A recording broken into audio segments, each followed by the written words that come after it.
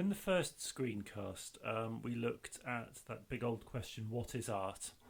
Um, and in this second one, what I want to do is to talk about this whole idea of judgment. We talked a little bit about judgment in the last screencast, but we can take it further now and talk a little bit about how we judge art. So this initial question, just to consider, how far are artistic judgments objective? And how much are they influenced by social, cultural, historical context as well as our own personal tastes? So what we're going to do is look over the next sort of 10 to 15 minutes at how we make our artistic judgments and the ways in which, I suppose it's perhaps a combination of the objective nature of aesthetic beauty, which we'll talk a bit about Kant.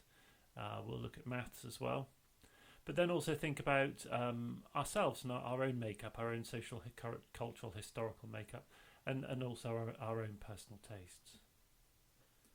So the first thing to think about then is this paradox in many ways of aesthetic judgment, because it's all very well saying that there's an objective nature. You know, we could say that there is, you know, if we were going to divide it into two,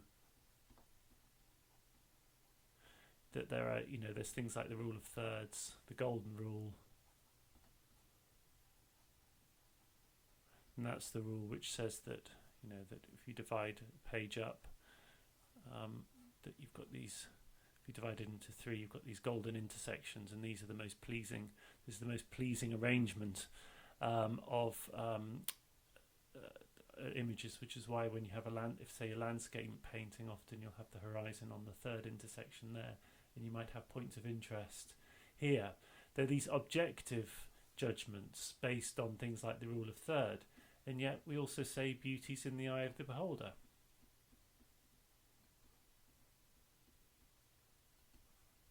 So, you know, if we talk about the last screencast I did, where, you know, I have my wonderful art painting, which I'm going to reproduce for you now. Look at that. You know, that one person might look at it and just think it's wonderful and applaud, and another person might just think it's absolute crap and give it the big thumbs down. So that's a thumb, by the way. Doesn't really look like one, I know. Looks like he's holding like a dish rag. Maybe he is. So anyway, so, you know, you've got this contrast between, you know, the rule of thirds here, this golden rule, but also you've got the idea that the beauty, there is a subjective nature to beauty itself, and this is a subjective nature to art. So there's this paradox here, the paradox being a kind of contradiction in terms. It seems to be neither one thing or the other. So who's right and who's wrong? But of course, in theory of knowledge, it's easier said than done, isn't it? It's virtually impossible to say whether anything's right or wrong. I mean, here's another example. Is Hamlet better than Harry Potter? Is Harry Potter better than Hamlet?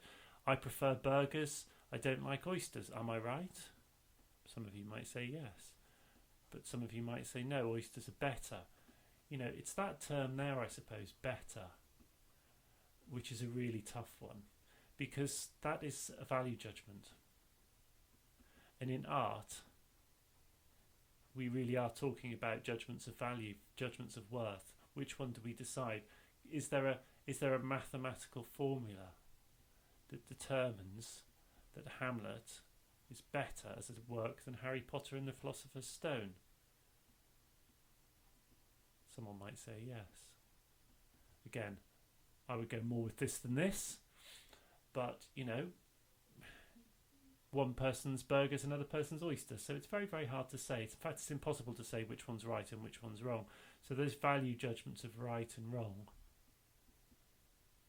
are really very, very hard to do with art, just like now with burgers and oysters. But what we could say, a question that can follow on from that, is the idea of education. Can we educate our taste in art in the same way that we can educate our palate, for example, when we taste wine? When you're young and you first taste wine, trust me, I know about this subject, you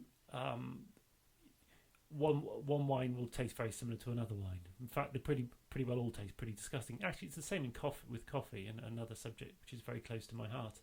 That wine, when you first drink it, you've got white wine, red wine, and then you can start to taste that there's dry wine and there's sweet wine. And then with the red wine, you start being able to taste a smokiness or an acidity and the length of finish and so on and so forth. But actually, the education of your palate for the tasting of wine is a very, very long process. This takes time. If we look at the wine aroma wheel here, you can actually see this is what wine tasters use when they're tasting wine. And it's broken up into different sort of zones. Chemical, woody, fruity, and then from there you go further out, tree fruit, dried fruit, and then is it fig or prune or raisin? So you start with sort of generic ideas, is it woody or herbaceous, nutty, chemical, and then from there you refine it. So the idea of refining a taste, I think, is critical to wine tasting, and you could apply this to art. You could start with your general principles, and then you could work out. I couldn't find I tried to look for a sort of an artistic taste wheel, but I couldn't find one. So if anyone knows of one, do let me know. So this idea of applying a principle, like a linear process, because this is a linear process. You start here and you work outwards. You start with the general and you work to the specific. There's a linear process that you go through, which is a formal, logical process to what some people would say would be an artistic judgment, the judgment of the taste of the aesthetic appeal of wine. So if we compare it to, say, Leonardo da Vinci's Vitruvian Man, if we look at the aesthetics, the way in which da Vinci mapped out the human body and the beauty of the human body, he's making artistic through looking at the intersection of the square and circle, for example, at the length of the arm from here to here being the same as the length from here to here, and so forth. The way in which that's all divided up, the way in which the intersections here are the same, the square and the circle intersect, and so on and so forth. So, can we educate ourselves? Can we educate ourselves into enjoying and appreciating cubism or abstract art? If we look at abstract art and we think, what a load of old rubbish, is there an education process? Do we actually need to learn how to enjoy this art before we can make an informed judgment? So let's think now about the idea of what we mean by an aesthetic judgment. What do we mean by this word? If we look at Immanuel Kant, some of you will say, "Please, do we have to?" He is quite a complex individual. Immanuel Kant, who spent his life. In fact, the I can't remember the town he lived in. Some of you will remember. The town he lived in, the people who lived there used to be able to set their watches by him because he was so methodical. He would go for a walk at precisely the same time every day. So this was a man to whom making snap decisions wasn't really in his vocabulary. And this he extended to art. And he talked about whether we can make an aesthetic... I suppose what he did is he talked about the difference between an aesthetic judgment versus judgment of taste. And he said they were very different things. He said that the aesthetic judgment was universal and that judgments of taste were particular, and that actually an aesthetic judgment needed to be disinterested because you needed to divorce yourself, so divorce yourself from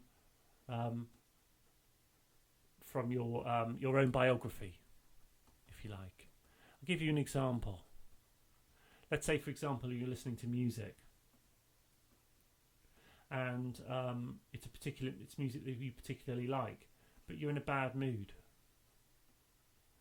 Your opinion of that music or your judgment will be different from if you're in a good mood. I suppose it's in a similar way. If you're reading a book or even going to a lesson, that this is you. This is your biography here. this is the stuff, your baggage, the stuff you carry.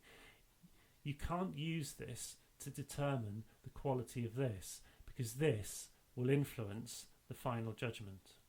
So we talked about this judgment of taste being something you shouldn't bring into to judging the quality of a piece of a piece of art, that your judgment had to be a universal judgment based on aesthetics.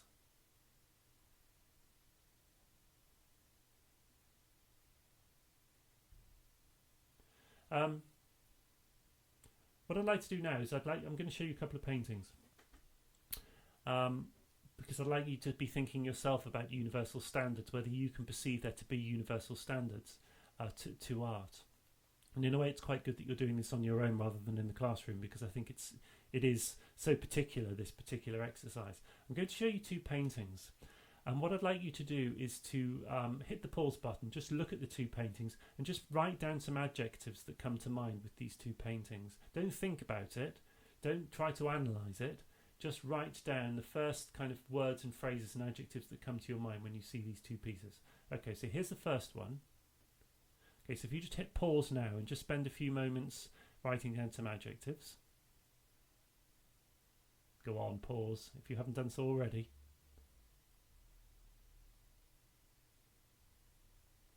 Okay, and here's the second one. The first one was by Turner. The second one is called Mud Bath by Bomberg.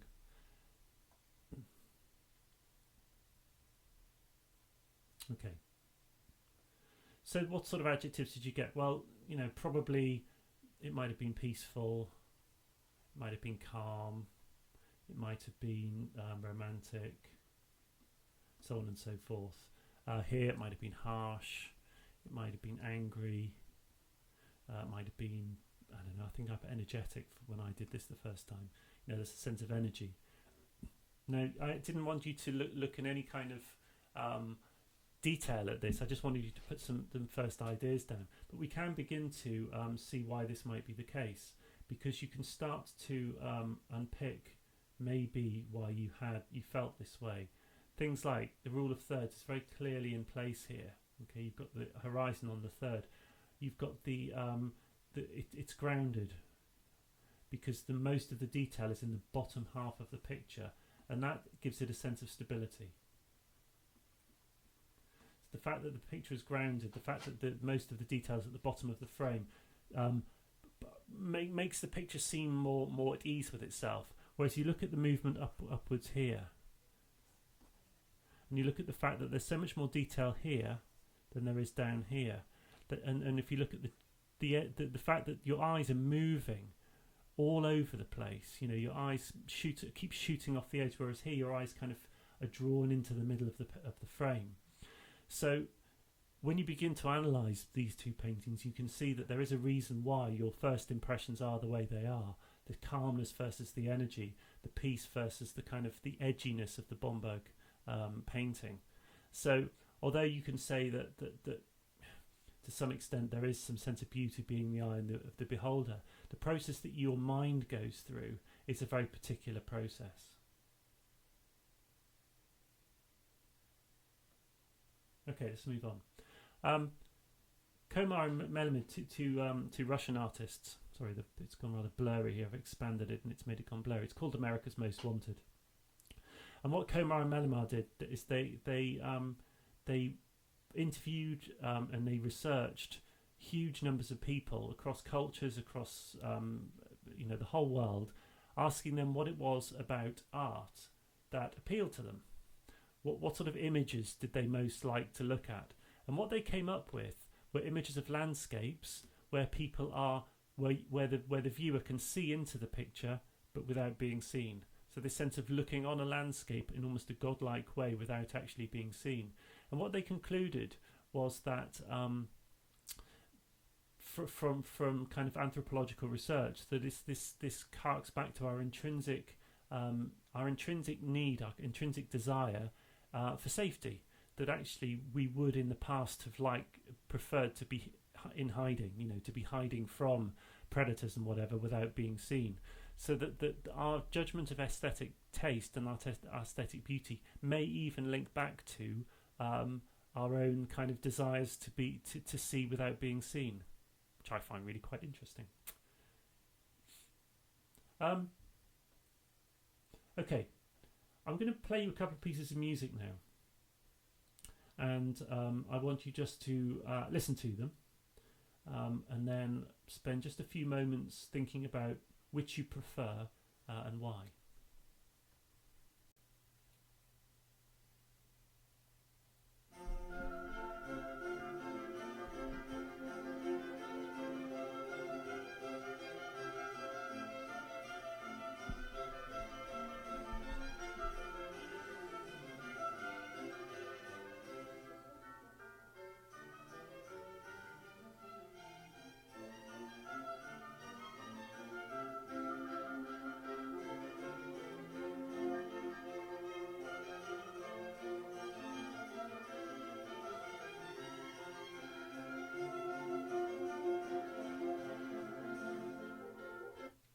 Okay, so that's the first piece. And the second piece, if you just give me one moment.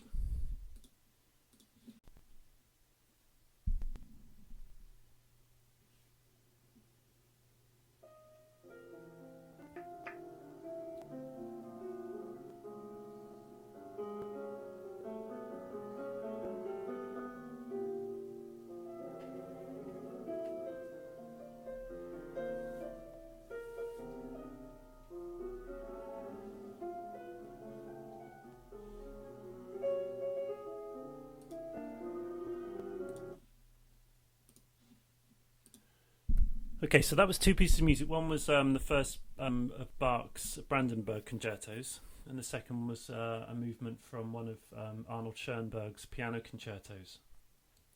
And you may be different from me, and if you are, that's fine. But for me, and but I don't mind Bach. He's not my favourite composer, but for me, I would much rather listen to a whole. I'd much rather listen to Bach's Brandenburg concertos than I would any of Schoenberg's music, actually. And that's kind of got me thinking about why. And so I did a bit of research, and interestingly, a book's been written fairly recently. And the book's called The Music Instinct by Philip Ball. And Philip Ball's done some research into the human mind and the importance of order and structure in our mind, that we are born with an innate need and desire for structure and form. And this is what he says. The brain is a pattern-seeking organ, so it looks for patterns in music to make sense of what we hear. The music of Bach, for example, embodies a lot of the pattern-forming process.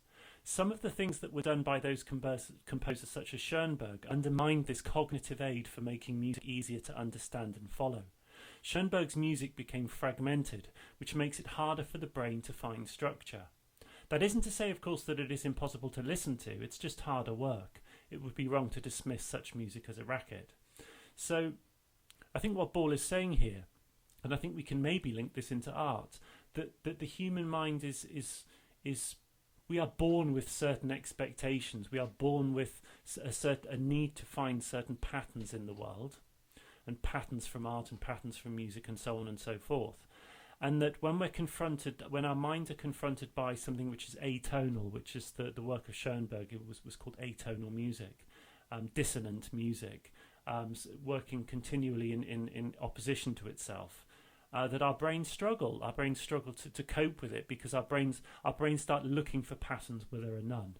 So I wonder if we just go back to these two paintings here, whether this is why maybe the painting on the left, I'm not talking about which one we prefer, but I'm talking about which one we judge as having more kind of artistic integrity, artistic beauty, whatever, that actually the Turner painting on the left, because of its inherent order, maybe it appeals to a sense of our mind, the sense of what we need, the sense that we need that order in our mind.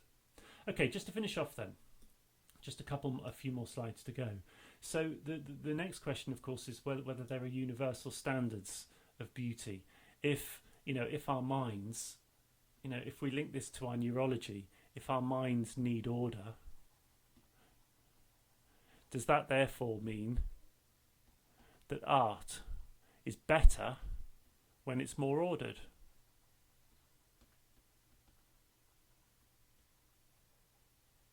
Yeah, I don't know. I'm not. This is not me saying yes or no here. I'm just wondering whether, if we're looking at purely from a scientific perspective, is art better? Is art aesthetically more powerful, more beautiful, whatever you want to say, when there is order and symmetry within it? Interesting. If we think about maths, if we think about what we've talked about here with the rule of thirds and the way of the composition of the human face, looking back to Orlan and her prosthetic implants, the way in which she wanted to look more like the Mona Lisa. And the Mona Lisa, if you look at her face in terms of its sort of perfect symmetry, we can see that the way in which you can almost divide the human face up into being symmetrical. Or can we have an equation for beauty? Apparently this is an equation for beauty. So if we go back to this quote here, this idea of the brain being a pattern-seeking organ, if that's the case, is there something to say for artistic beauty being something which is mathematical? And is it something, therefore, which transcends culture, race, and so on and so forth? So the last point here is, are there cultural differences? Can we see cultural differences between pieces of art? If we're looking at it from Kant's perspective, Kant would probably say no. That art is that aesthetic beauty cannot be. You need to get rid of this culture, because culture is your biography. Kant says remove your biography from the equation and look at it from a purely objective point of view, and therefore he would say that there can't be cultural differences between artistic judgments. But of course, if we look at art itself, we can see that different cultures have treated subjects in different ways. I mean, if we look at Derwent Water, the two paintings here, one which is a very Western kind of traditional watercolor, and one which is a Chinese painting, we can see there that there are two very different judgments of the same place. We can see the style here is very different. The stylistics and the treatment of the subject are very different. So actually we can't necessarily say, and we can't say which one is better than the other. We might prefer this because we come from a Western perspective, but equally if we don't, we might prefer the one on the right. So it's difficult to say whether we can purely have this idea of a universal standard of beauty when actually culture will play a part. So just to summarise then, just a few questions. Of course, we have to finish TOK lessons with questions rather than with conclusions, because that's not how it works, is it? So how objective can artistic judgment be? Can we educate ourselves into vocabularies? I like that. I think for me, of all of the things that we've looked at, that's the one that I like the most. The idea of giving ourselves a new vocabulary, a new language, and therefore from that language we have a new understanding of the art. Can we have disinterested judgments and universal standards? Can we divorce ourselves from culture? And then linking into this one here, what can we do to enable ourselves to become better judges of art?